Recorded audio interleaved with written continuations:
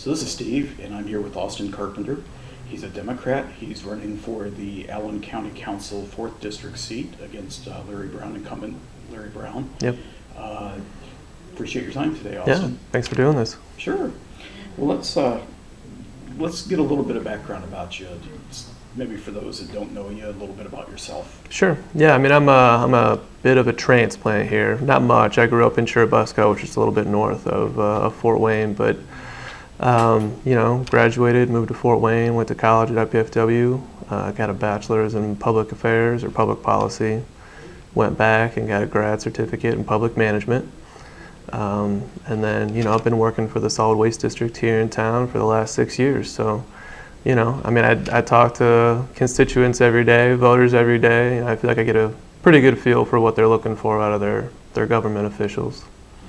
So you have had some involvement with county government to this point. Mm-hmm. Sure. Yeah, I mean, we're a special district, but we deal at the county level. Mm-hmm. And you just had a Talks Away Day. We did, yeah. How did that go? It went really well. Actually, we had almost 1,100 cars come through, which was a lot for 5.5 hours. Wow. Yeah. How does that compare with other years? It's about average. I think there's only so many cars you can get in 5 hours on that site. Sure. Okay. Well, let's talk a little bit about, why did you decide to run for county council? Sure. Yeah, I've always kind of been just a public servant at heart. I started out volunteering at a really young age with my grandma. She's been really involved with St. Mary's and St. Patrick's churches here in town. So I started doing that, and I kind of felt like that's where my path was leading. And going to school for government-related fields just kind of strengthened that. And then when I got my job at the district, I knew I was home, I guess. You kind of find that career path, and it feels right. So, I think just being an elected official and having more of an impact on the community is just the next step in my journey for me. What do you feel are the top 3 issues that are facing the county council in the coming years?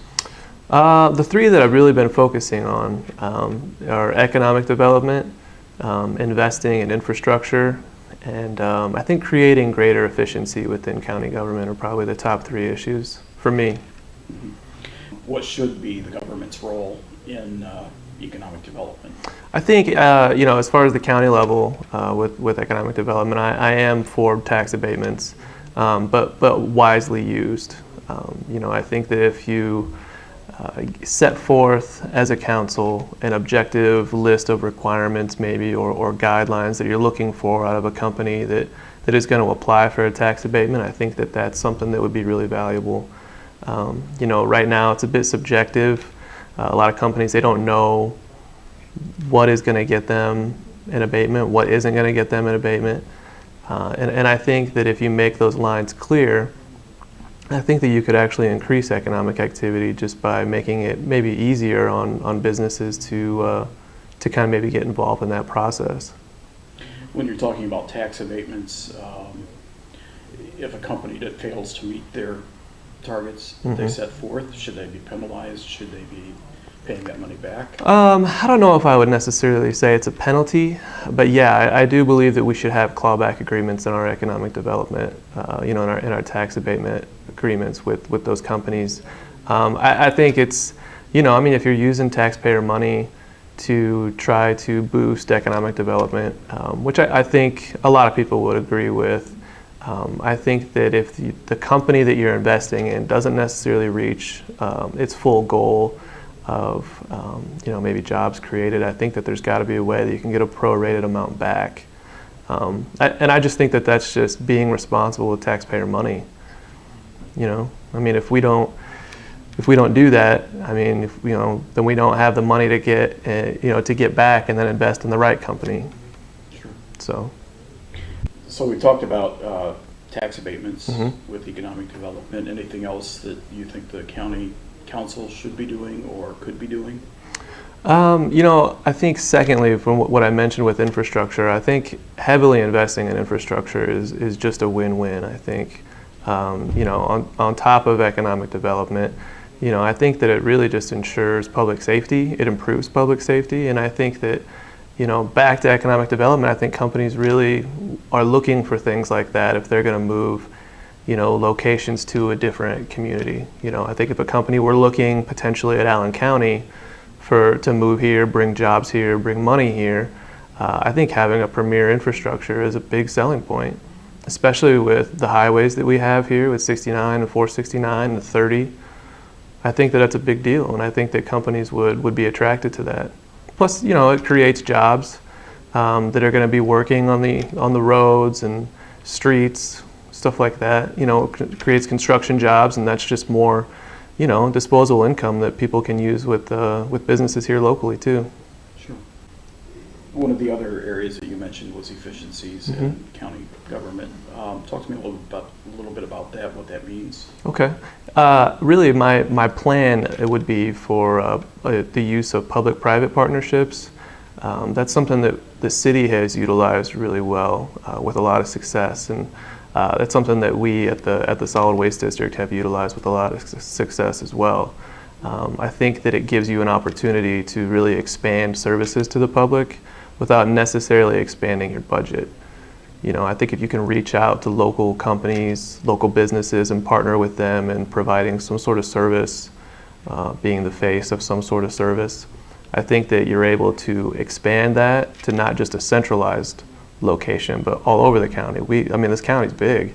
We have like 350,000 people here. So if you can expand services and not expand your budget necessarily, I think that that's a win-win for taxpayers. Sure. Can you think of any specific examples of those private public partnerships? Not off the top of my head. I think that would probably have to be something that I'd dive into, if I were elected. But I think that's an initiative that's really important to me, and I think that we could replicate that success that we've had at the district or that the city's had. Sure. Okay. Switch gears a little bit. One of the questions are on the ballot this November, the referendum, talking about eliminating the 3 county commissioners, the board of commissioners, and going down to a single county executive. What's your thoughts on that? I think it's a great idea.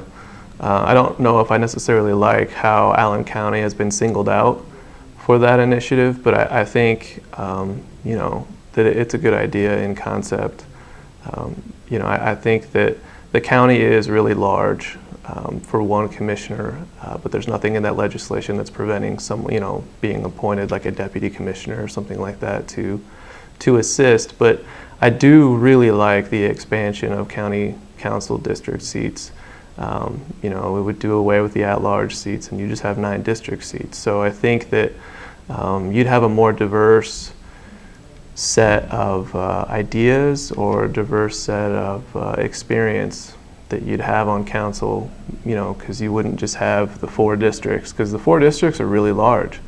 Mine goes all the way out from West County line by close to SDI and all the way into St. Mary's in downtown. Like that's a lot. Those are a lot of different demographics in that area, and I think that you'd have really a better representation of the people in those communities, in those subsets of the community on council, and I think that it would make it more responsive to their constituents.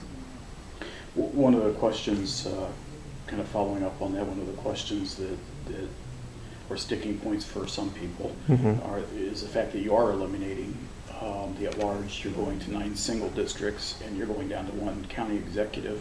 Some would feel that is a loss of representation. How do you feel about that? I don't think it would be. I think the at-large seats, all politics is a popularity contest, somewhat, but I think the at-large seats more so than anything, because if the whole county is essentially your constituents. I think it's really hard to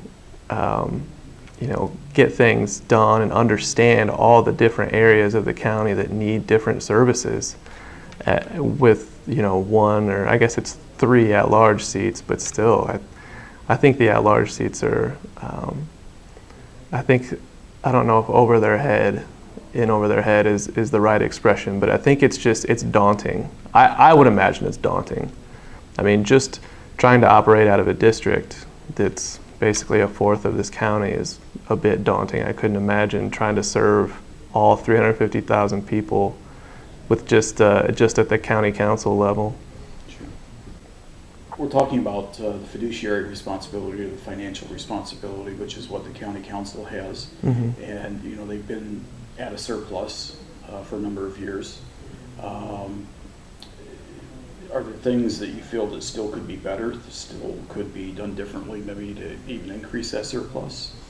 I don't know if we necessarily need to increase the surplus. I think the surplus is where it's at, and I think that it's probably fine. I think one thing we get caught up with in government is you know, wanting to have a really, really large surplus, you know, just in case. And I think that's fine. You know, having a rainy day fund is great at whatever certain amount that it's at. But at some point, you have to utilize taxpayer money on services. I think, you know, taxing and hoarding isn't necessarily doing, you know, the people of this community any good when, you know, there's roads that need fixed, bridges that need fixed, things that need done, you know. I know that I read the other day, there's 2,000 bridges in the state of Indiana that are structurally deficient. I'm sure there's a few here, and I'm sure that they could use fixed. And I'm not sure that having a really large surplus is more important than ensuring public safety and making sure that you know, roads and bridges are taken care of and stuff like that. Sure. Okay. Well, that's all the questions that I had for you. Was there anything that you wanted to talk about specifically, or? You know, I feel like my age, I'm right around 30. I think I have a pretty good grasp on government, having worked there for 6 years, and I think that I kind of have a fresh perspective. You know, I have a young family. I have 2 boys, and they're 4 and 1. And, you know, I'm constantly thinking about the future of this community because I want them to stick around. I know I'm going to stick around. You know, I want to make sure that this community is desirable for our kids to want to stick around and make sure that they can build a life here as well. So, you know, I think that that I kind of look toward the future a little bit more maybe than some of the other candidates, but it's just, you know, a different age has a different perspective. So that's really the choice that voters have this fall. Austin, we appreciate your time. Thanks again. Sure. We wish you well in November. Thank you.